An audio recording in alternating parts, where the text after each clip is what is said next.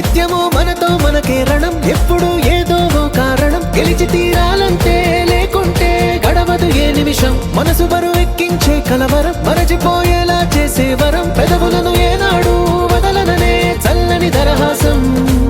కొమ్మల్లో విరిసిన నవ్వై, కొండల్లో కురిసిన నవ్వై, మబ్బుల్లో మెరిసిన నవ్వై, కిలకిలలే పువ్వుల హారాలే.